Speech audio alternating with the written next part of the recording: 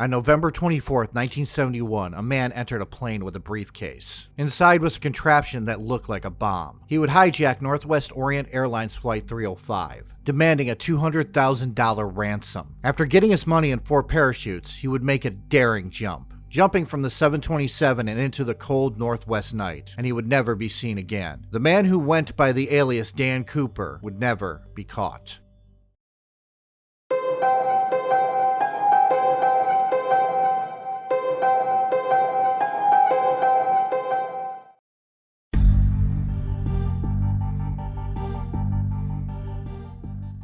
In the 1960s and early 70s alone, there were 34 hijackings. Airlines were different back then. No security, no metal detectors. You could smoke on planes. But most of those who hijacked planes were caught or killed, all except one.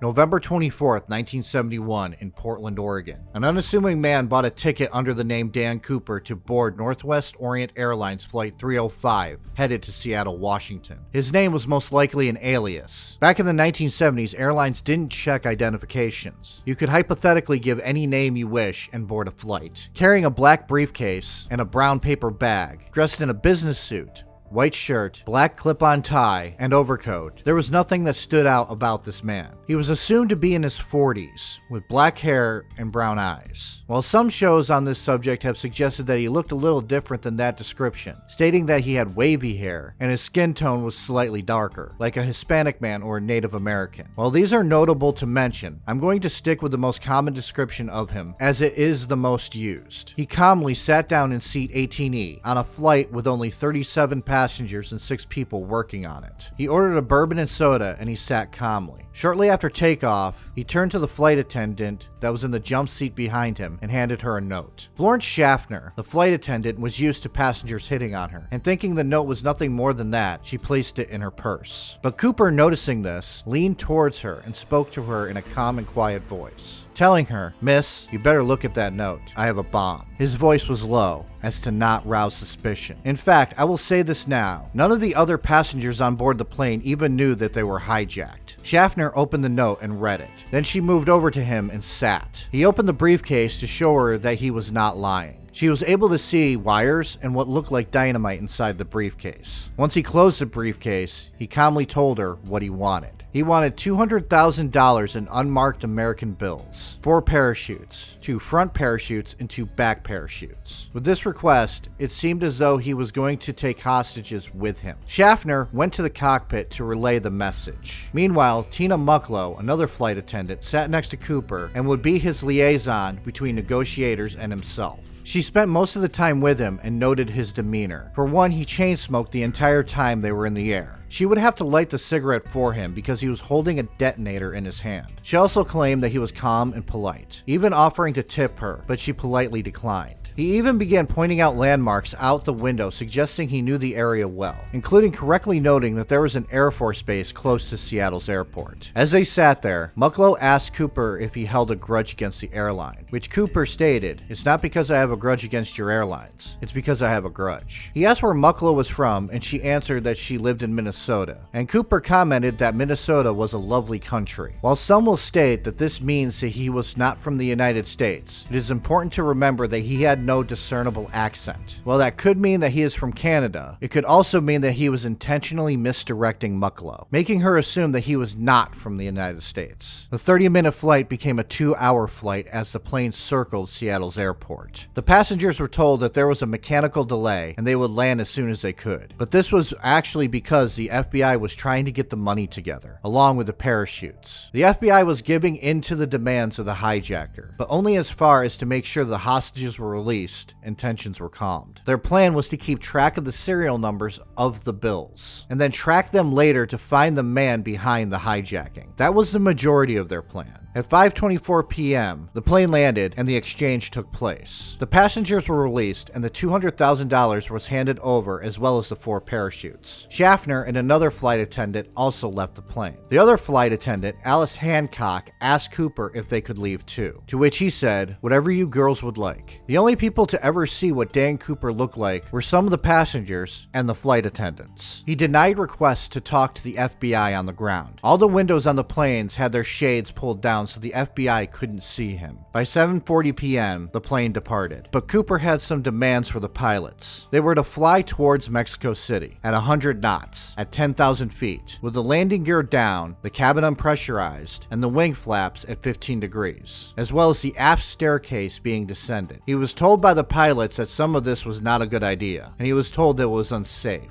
But he stated that it can be done. The pilots also informed him the plane wouldn't make it to Mexico City without having to stop to refuel again, which he agreed to stop in Reno to refuel. Once they were on their way, Cooper took a pocket knife and cut a parachute out of one of the bags, then stuffed some of the money into it. Mucklow made a joke by asking if she could have some of the money, to which he again tried to give her some without hesitation. She had to again politely decline. He asked her to open the aft staircase, which Mucklow told him the fears of the remaining flight crew, which at this point totaled only herself and the pilots, that if the aft staircase was lowered, they would all be sucked out. She asked to go to the cockpit for safety, but Cooper told her no. She asked if she could have some of the cord of the parachute to tie herself down with, fearing she would die if the aft staircase was opened. He ended up agreeing to let her go to the cockpit and that he would open the aft staircase by himself. As she left, she turned to him and asked him to take the bomb with him. He told her that he would either disarm it or bring it with him. With that, she left, and Cooper opened the aft staircase and jumped into the night. The last interaction he had with any of them was with one of the pilots. Over the intercom, the pilot asked Cooper if he needed help, with Cooper only saying no before jumping out of the plane. It is important to know that the plane was being followed by 2 fighter jets, and the pilots of those 2 jets did not see when Cooper jumped. But when the plane landed in Reno, Cooper was gone. Only thing left was cigarette butts and his clip-on tie. With Dan Cooper gone, with not much of a trace left of him, it left the FBI investigators with a question: where did he land, and if he had survived? The night that Dan Cooper jumped was cold, dark, with no ground visibility, and it was raining. He jumped out of the plane in a suit, coat, and loafers on. At first, the FBI thought that he had been an experienced skydiver, but over the following years since the incident, that has been called into question. The first reason happened to be the weather, as stated above, but another reason happens to be the parachutes he chose. The reserve chute he had picked was a training chute. It was sewn closed, and not much help. The main chute he had picked was one that could not be guided. It was an old military chute, which also suggests the opposite of no experience in skydiving. If a person who hasn't jumped out of a plane in a while has a choice between a newer model of parachute or one that they are more familiar with, they will always pick what they are more familiar with. Therefore, it could suggest that Cooper had been in the military and had paratrooper training. Soldiers trained to be paratroopers are trained to jump in the harshest conditions. And in the 1950s, they used the same style of parachute that Cooper had picked. But while it could be suggested that he had military training, where he landed suggests the opposite. Where he could have landed was a densely forested area off the shores of a river. If he had landed in the water in those temperatures, he would have surely succumbed to hypothermia. While in the forest, there are plenty of things that his parachute could have gotten stuck on. Yet no sign of the parachute, Cooper, nor the bomb has ever been found. As for the money, some was found. On February 10th, 1980, a boy named Brian Ingram was with his family at a place called Tina Bar, off the Columbia River. He was digging in the loose sand when he found money, degraded, yet with a rubber band still tied to them. 3 packets of money totaling $5,800. When the FBI checked the serial numbers against the money that Cooper had been given, they found that they matched. Yet there was 10 of the $20 bills missing from one of the bundles. The rest of the money had never been seen again. This leads to a new hypothesis. The original search site might have been off. The FBI tracked the plane and searched where they thought Cooper had landed, yet they found nothing. This new revelation suggested that the money had fallen in the Washigal River, which runs into the Columbia River. But there is a problem with searching the site. Any evidence that could have been there might have been destroyed when Mount St. Helens erupted. But also, in a twist, in 2020, analysis was done on the bills discovered at Tina Bar. It has been determined that the bills were never in water and had not been buried there for a long period of time, giving more credence to the theory that Cooper survived. This case is just as popular as Jack the Ripper or the Zodiac Killer, both of whom have a lot of theories and a lot of suspects, to the point that it is hard to determine who was the most likely candidate for who Dan Cooper was. With famous cases, everyone seems to have a theory and it muddles the water, making it harder and harder to pinpoint who it is. As well as the fact that this is an ongoing investigation, all details have not been released, so I will refrain from giving my opinions on who is the most likely suspect and will focus on those who were suspected.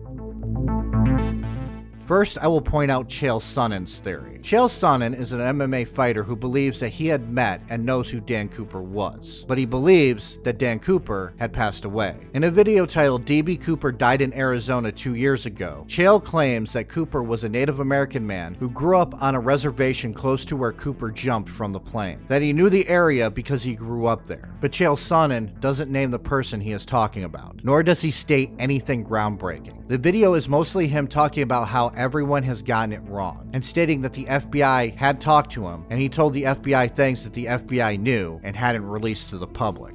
DB Cooper, you know guys, I get asked about this every so many years. So a number of years ago, roughly 2012, I wrote a book, and when I wrote the book, the gentleman who was the publisher, Arish was his name, great guy. And I said, well, the most interesting thing I have that nobody knows, I know who DB Cooper is. So I end up writing this in the book. Now, okay, so what? I know DB Cooper. Okay, so what? Well, no, that turned out to be a big deal. People were very interested in, well, what do you mean that you know DB Cooper? So every time something comes out on DB Cooper, which is every few years, if you go and spend 15 minutes studying DB Cooper, you've wasted 14. And the only reason I say it is there's nothing new that's coming out. But you'll have these new enthusiasts, or you'll have these new spy catchers, or you'll have this new show like the 3-part Netflix special. They're just regurgitating what we've already heard. Now, the reason for that is nobody has the information but the FBI, and nobody lies more than the FBI.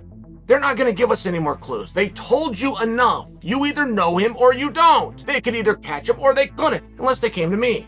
I will tell them 2 things that they've never revealed to the public. I got the whole story. They don't know who he is. And I was with his grandson, by the way. Because see, I do have a little bit of a fantasy that someday I come and reveal it to you, but I can't come and reveal it to you. I sound a little bit weird saying I know who DB Cooper is. I didn't know I sounded weird. I just know who DB Cooper is. There was only one witness to DB Cooper, and they've interviewed many. Because there's only one. 4 or 5 people saw him. One woman, flight attendant, was with him start to finish. She's the only one that looked at him. She's the only one that remembered. She's the only one that recognized him. And from Jump Street, when the composite drawing came out, she said from Jump Street, that's not him. That's a terrible drawing. That's not what I described. Now, her biggest problem was complexion.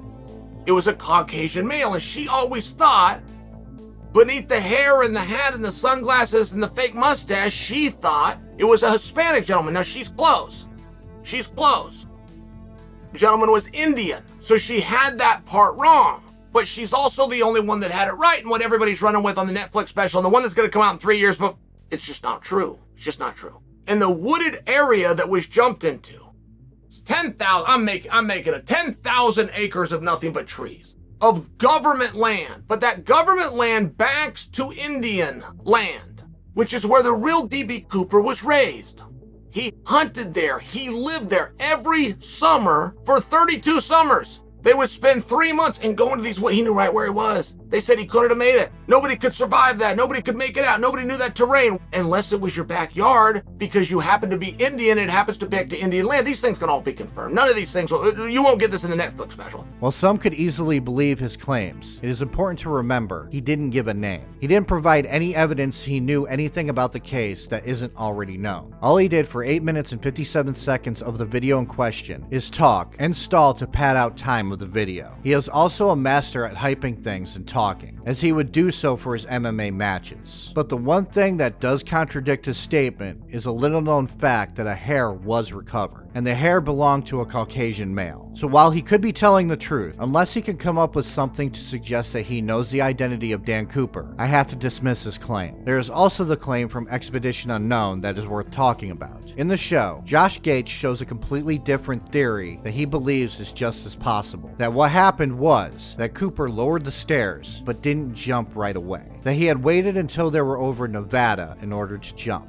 While this is an interesting theory, when you look at it more closely, there is one glaring issue. If you remember, the weather was cold, visibility was low, and there was rain, which the aft staircase would have been open the entire time, which the wet and cold would be wafting in. The strong headwinds would have blown him out of the airplane as well. Thus, this theory, while plausible, is possibly not factual. Lynn Doyle Cooper is the most interesting of the suspects listed. For one reason, his last name is the same. He was a Korean War veteran, and his niece, Marla Cooper, brought his name forwards because she remembered he and another uncle seemed to be planning something. Then the next day, the hijacking took place. Lynn Cooper, also known as LD, came to Thanksgiving with a bloody shirt and a noticeable limp. He claimed while out turkey hunting, he had been in an auto accident. But Marla and her parents believe that LD was Dan Cooper. This was helped by an alternative sketch that was released in 2011 by a different witness. That witness claimed that Cooper had marcelled hair, also known as wavy hair, and that his hair was brown, which this sketch matches LD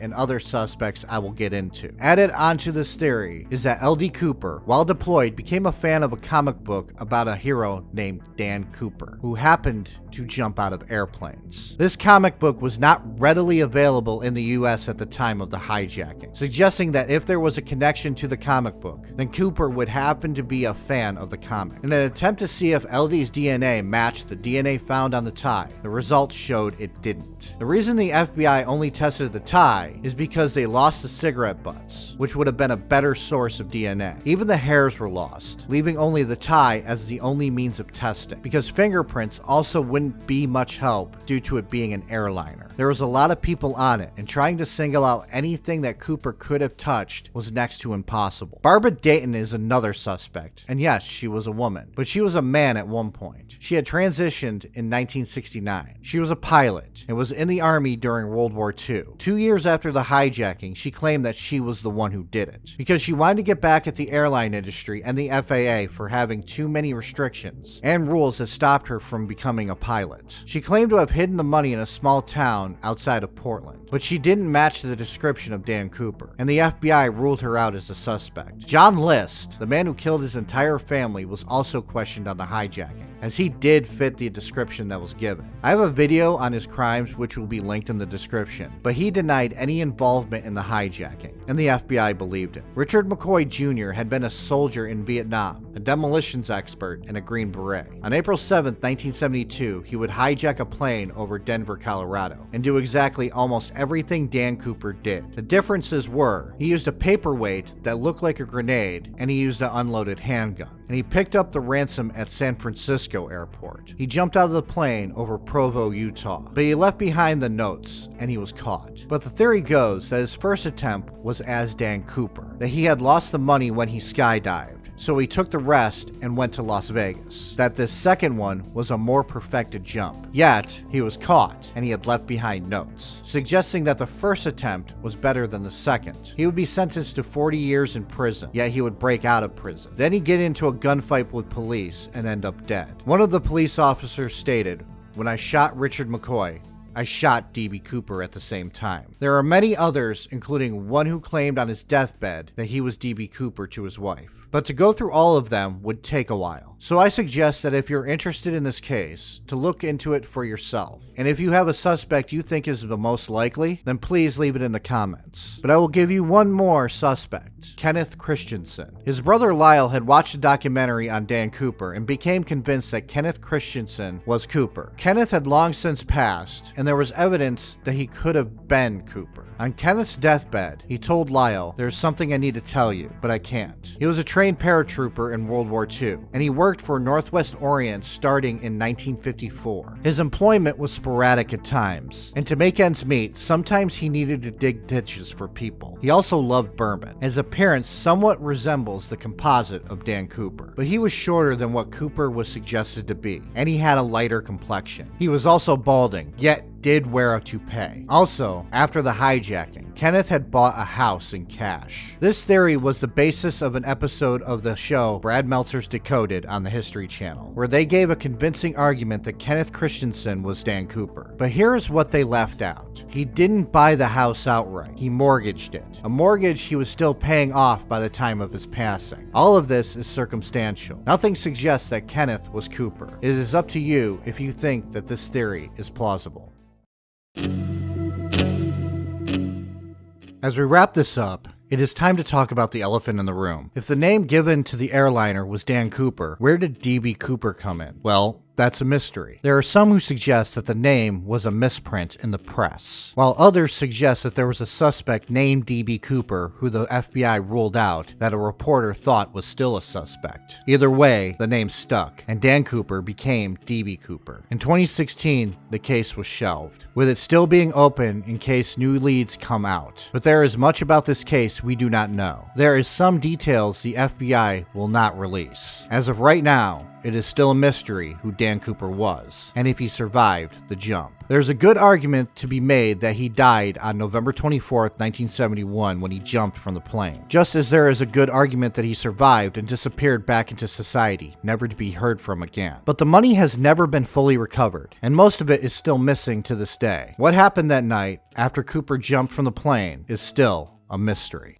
Thank you for joining me. If you liked what you watched, please leave a like and subscribe. I have a Patreon if you wish to support me. The link will be in the description. And if you have a theory about this mystery, please share it in the comments. If you have a suggestion for a mystery I should cover for some interesting mysteries, you could leave a comment on the video or join my Discord. I have a channel there for suggestions. Link to my Discord is in the description.